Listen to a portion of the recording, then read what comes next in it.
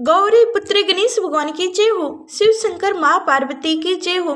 प्रिय भक्तगणों, आज माघ मास के कृष्ण पक्ष की चतुर्थी तिथि है और आज सकट चौथ या तिलकुट चौथ का व्रत रखा जाएगा। तो आज के इस वीडियो में आप सुनेंगे चौथ माता की कथा और भगवान विघ्नहर्ता गणेश की कथा। माना जाता है कि चौथ माता का व्रत और कथा के साथ भगवान गणेश की कथा सुनने से व्रत का पुण्य फल प्राप्त होता है। पौराणिक कथाओं के अनुसार बहुत समय पहले की बात है कि एक ब्राह्मणी था जिसके घर एक बेटा और बहू थे। बेटा और पिता कुछ कमाते तो नहीं थे। जो बहू के साथ आया हुआ दहेज का धन था उसी से अपना काम चलाते थे। जब भी बहू बाहर कचरा डालने जाती थी तब उसके पास वाली पड़ोसन उससे पूछती थी कि बहू आज खाने में क्या खाकर आई हो। तब वो बोलती थी कि मैं तो बासी और ठंडी रोटी खाकर आई हूँ। एक दिन साहूकार के बेटे ने यह बातें सुन ली। वह वहां से चला गया और अपनी माँ के पास जाकर बोला कि माँ, तू तो अपनी बहू को रोज गर्म खाना खिलाती है और वह फिर भी बाहर जाकर यह बोलती है कि मैं तो बासी रोटी खाकर आई हूँ। तब माँ ने कहा कि बेटा, मैं तो 4 थालियों में बराबर गर्म खाना परोसती हूँ। यदि तुम्हें यकीन नहीं है तो तुम खुद देख लेना। वह अगले दिन तबीयत खराब होने का बहाना बनाकर कंबल ओढ़कर लेट गया। तब उसको यह देखकर आश्चर्य हुआ कि बहू ने तो गर्म गर्म खीर और अच्छे अच्छे पूरे पकवान खाए हैं। और जब वह बहू बाहर जाने लगी तो वह पीछे पीछे जाने लगा। तब पड़ोसन के पूछने पर बहू ने वही बात दोहराई कि मैं तो बासी रोटी खाकर आई हूँ। उसका पति उससे पूछने लगा कि तू अभी अभी तो गर्म गर्म खाना खाकर आई है और पड़ोसन से कह रही है कि मैं बासी ठंडी रोटी खाकर आई हूँ। तू झूठ क्यों बोल रही है। तब उसकी विद्वान पत्नी ने कहा कि यह ना तो तुम्हारे कमाए हुए पैसे की रोटी है और ना ही तुम्हारे पिताजी के कमाए हुए पैसे की रोटी है।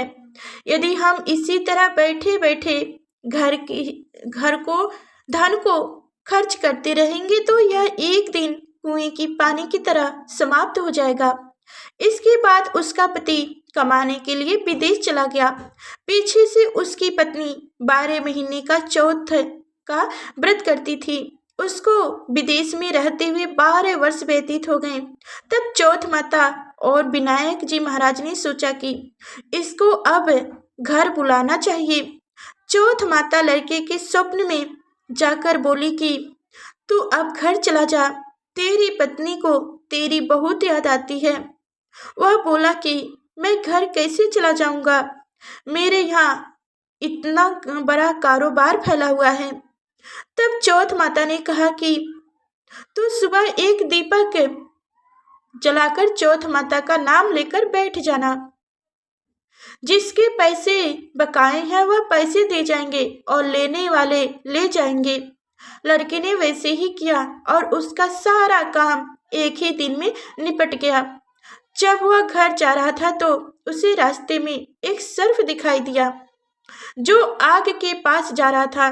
उसने सर्प को आग से बचने के लिए हटा दिया। ऐसा करने से नागराज क्रोधित हो उठा और कहा कि हे पापी, मैं तो इस नाग योनि से मुक्ति के लिए जा रहा था और तूने मुझे हटा दिया। अब मैं तुझे डस लूंगा।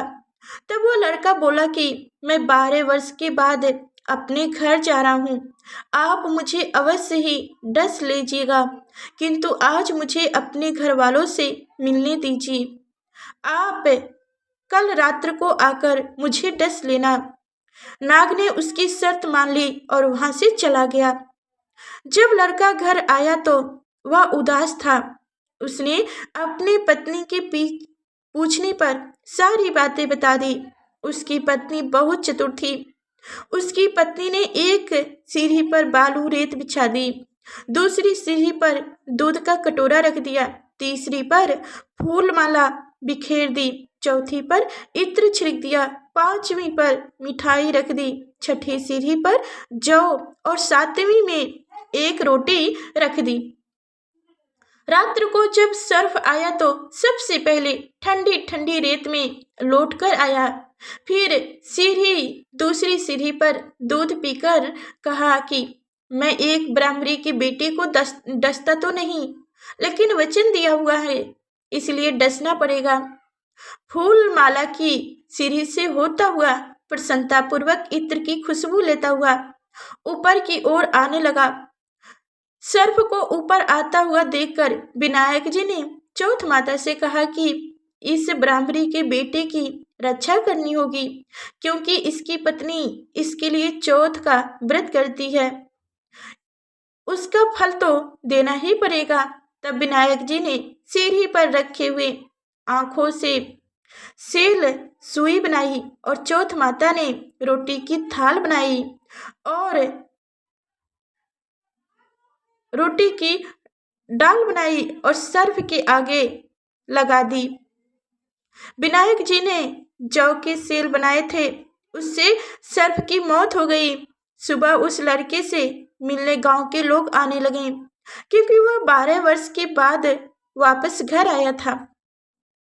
लोगों ने उसे आवाज दी, लेकिन वह तो उदास बैठा था, इसलिए बोला नहीं। जब उन्होंने देखा कि सीढ़ियों पर तो खून पड़ा हुआ है, तो वो रोने लगा, चीखने चिल्लाने लगे, ब्राह्मण, आज तो तेरा बेटा मर गया। यह सब देखकर ब्राह्मणी भी जोर जोर से रोने लगी। आवाज सुनकर उसका बेटा नीचे आया और कहा कि माँ, मैं मरा नहीं हूँ, यह तो मुझे डसने आया सर्प मरा है। यह सब देखकर उसकी पत्नी भी प्रसन्न हो गई कि मेरे पति के प्राण बच गए हैं। उसने चौथ माता को धन्यवाद दिया और कहा कि ये तो चौथ माता ने मेरे व्रत करने का फल दिया है। चौथ माता, जैसे फल ब्राह्मणी के बेटे को दिया, वैसे सभी को देना। कहानी कहने वालों को, कहानी सुनने वालों को, हुकार देने वालों को और पूरे परिवार को देना। बोले गणेश जी महाराज की जय हो, चौथ माता की जय हो। अब सुनिए भगवान गणेश की कथा। एक समय की बात है कि भगवान विष्णु का विवाह लक्ष्मी जी के साथ निर्णय हो गया। विवाह की तैयारी होने लगी। सभी देवताओं को निमंत्रण भेजा गया, परंतु गणेश जी को निमंत्रण नहीं दिया। कारण जो भी रहा हो, अब भगवान विष्णु की बारात जाने का समय आ गया। सभी देवता अपनी अपनी पत्नियों के साथ विवाह समारोह में गए। उन सब ने देखा कि गणेश जी कहीं दिखाई नहीं दे रहे हैं। तब वो आपस में चर्चा करने लगे कि क्या गणेश जी को न्योता नहीं दिया गया है, या स्वयं गणेश जी ही नहीं आए हैं। सभी को इस बात पर आश्चर्य होने लगा। तभी सबने विचार किया कि विष्णु भगवान से ही इसका कारण पूछ लिया जाए। भगवान विष्णु से पूछने पर उन्होंने कहा कि हमने गणेश जी के पिता भोलेनाथ महादेव को न्योता भेजा है।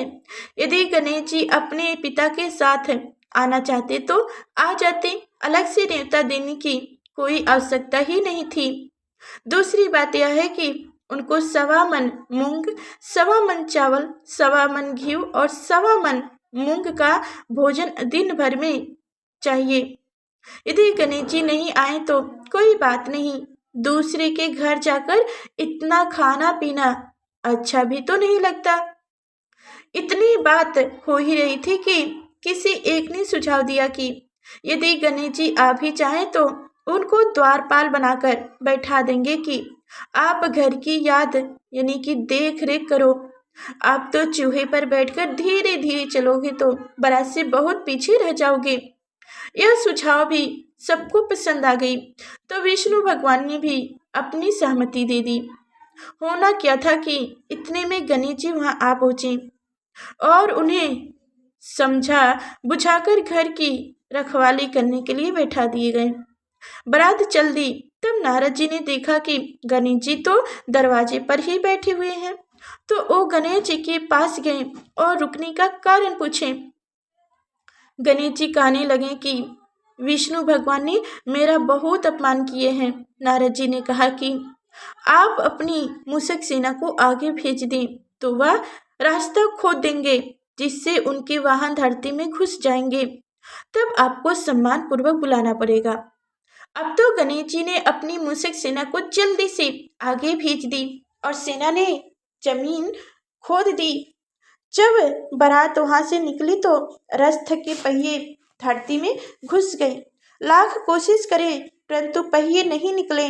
सभी ने अपने अपने उपाय किए परंतु पहिए तो नहीं निकले, बल्कि जगह जगह से टूट गए। किसी की समझ में नहीं आ रहा था कि अब क्या किया जाए। तब तो नारद जी ने कहा, आप लोगों ने गणेश जी का अपमान करके अच्छा नहीं किया। यदि उन्हें मनाकर लाया जाए तो आपका कार्य सिद्ध हो सकता है और यह संकट टल सकता है। शंकर भगवान ने अपने दूत नंदी को भेजा और वो गणेश जी को लेकर आए। गणेश जी का आदर सम्मान के साथ पूजन किया गया। तब कहीं रथ के पहिए निकले। अब रथ के पहिए निकल तो गए परंतु वो टूट फूट गए थे, तो उन्हें सुधारे कौन। पास के खेत में किसान काम कर रहा था, उसे बुलाया गया। किसान अपना कार्य करने से पहले श्री गणेशाय नमः कहकर गणेश जी की वंदना मन ही मन करने लगा। देखते ही देखते किसान ने सभी पहियों को ठीक कर दिया। तब किसान कहने लगा कि हे देवताओं, आपने सर्वप्रथम गणेश जी को नहीं मनाया होगा और ना ही उनकी पूजन की होगी, इसीलिए तो आपके साथ यह संकट आया है। हम तो मूर्ख ज्ञानी हैं, फिर भी पहले गणेश जी को पूजते हैं, उनका ध्यान करते हैं। आप लोग तो देवतागर हैं, फिर भी आप गणेश जी को कैसे भूल गए। अब आप लोग भगवान श्री कृष्ण, भगवान श्री गणेश जी की जय जय बोलकर जाएं तो आपके सब काम बन जाएंगे और कोई संकट भी नहीं आएगा। ऐसा कहते हुए बारात वहां से चल दी और विष्णु भगवान का लक्ष्मी जी के साथ विवाह संपन्न करा के सभी सकुशल घर लौट आए। हे गणेश जी महाराज, आपने विष्णु को जैसे कार्य सही किए वैसे कार्य सबको सिद्ध करो। बोलिए गजानंद भगवान की जय हो। तो प्रिय भक्तगणों, अब एक और गणेश जी की कथा सुनिए। एक बुढ़िया माई थी, वह बहुत ही गरीब और अंधी थी। उसके एक बेटे और बहू थे। वह बुढ़िया सदैव गणेश जी की पूजा किया करती थी। एक दिन गणेश जी प्रकट होकर उस बुढ़िया से बोले कि बुढ़ी माँ, तू जो चाहे सो मांग ले। बुढ़िया बोली, मुझसे तो मांगना नहीं आता, कैसे और क्या मांगू। तब गणेश जी बोले, आपने बहू बेटे से पूछकर मांग ले। तब बुढ़िया ने अपने बेटे से कहा।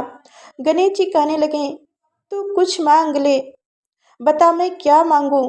पुत्र ने कहा, माँ तू धन मांग ले। बहू से पूछा तो बहू ने कहा, नाते मांग लो।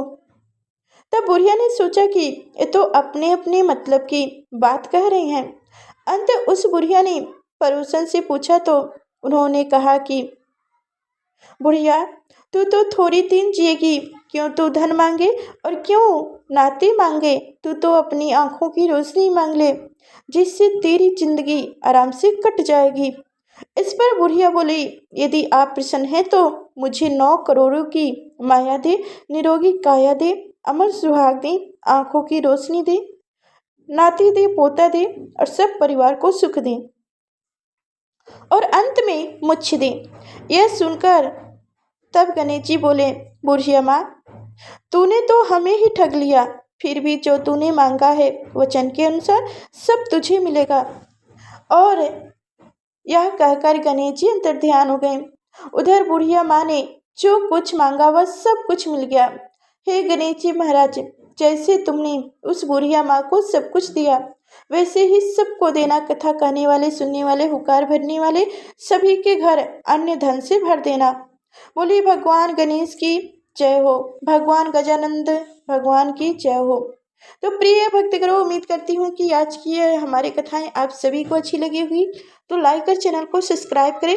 फिर मिलते हैं अगले नेक्स्ट वीडियो में, तब तक के लिए धन्यवाद। और हाँ, तीज चौथ की कथा भी हमारे चैनल पर सुनाई जाएगी, उसे भी आप सभी भक्तजन सुनिएगा।